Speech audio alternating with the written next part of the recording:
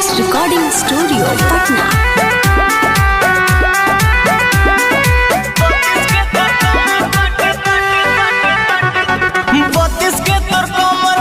छत्तीस के तोर छाती, 32 के तोर कमर बाटे, 36 के तोर छाती। ए करे जा 32 के तोर कमर बाटे, 36 के तोर छाती, 32 के तोर कमर बाटे, 36 के तोर छाती। गोर बदन गदरा हिल जवन देख के मन कर चाटी।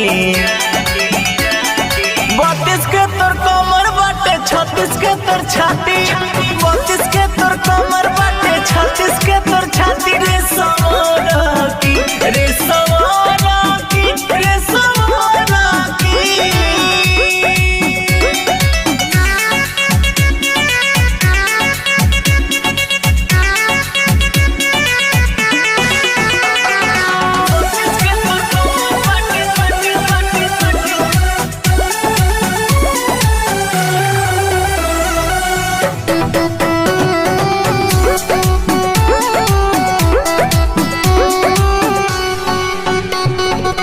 काजल लगा के जब आवेलू बाजार में, लाखों लोग पागल होला तोरा रे प्यार में। ढोरी में अपना दिल ढारता रे, चलत रहिया में आँख मारता रे।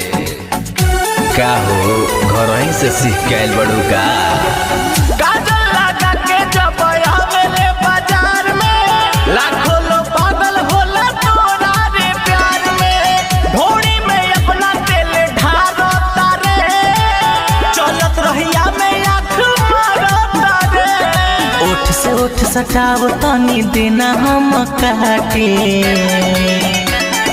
32 के तोर कमर बाटे, 36 के तोर छाती, 32 के तोर कमर बाटे, 36 के तोर छाती। रे सवारा की, रे सवारा की, रे सवारा की।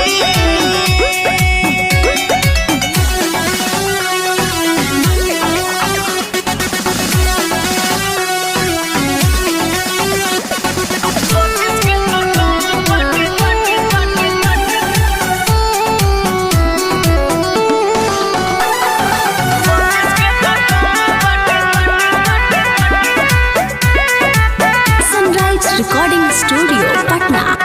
बॉडी बनौले बाड़े ते तो अकेले, आके विटामिन तनी हमरो से ले ले। संदीप तिवारी से ते होख ना नाराज रे, पाचा में धरे देना हमके ते आज रे।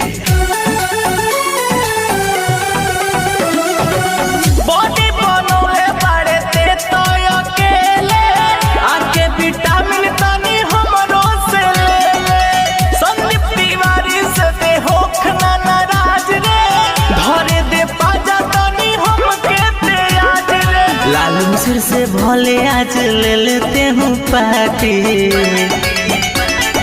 32 के तोर कमर लागे, 36 के तोर छाती, 32 के तोर कमर लागे, 36 के तोर छाती। रे सवारा